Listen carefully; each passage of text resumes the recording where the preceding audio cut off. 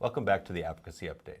I'm Corey, this is Jen, and MOAA just recently signed on to a letter relating to the definition of Gold Star. Break that down for us. Why does that matter, and what's the implications for our community? Yeah, so the Tragedy Assistance Program for Survivors, or TAPS, is an organization that's in the military coalition alongside MOAA, and they're leading an effort to ask Congress to define in statute what Gold Star means. And that's important because a lot of lawmakers try to develop things that will take care of the survivor community, but they inadvertently leave out a portion of people. And I'll give you an example of that.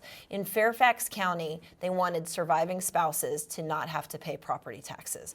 And unfortunately, the language was written in a way that if your service member wasn't killed in action, and that means by enemy fire, then you were excluded. So surviving spouses whose service members were killed, let's say in a vehicle accident over in Afghanistan, were actually given a bill.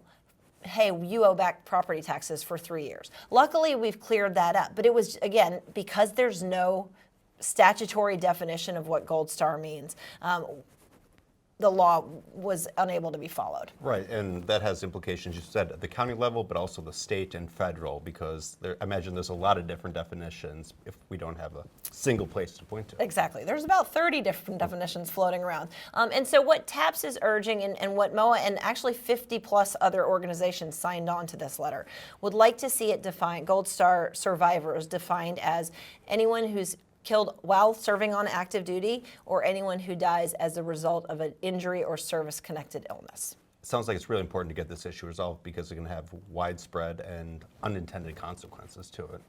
Yeah, if you want to follow along, make sure you're subscribed to the MOAA newsletter and keep tuning into the Advocacy Update, and we'll see you next week.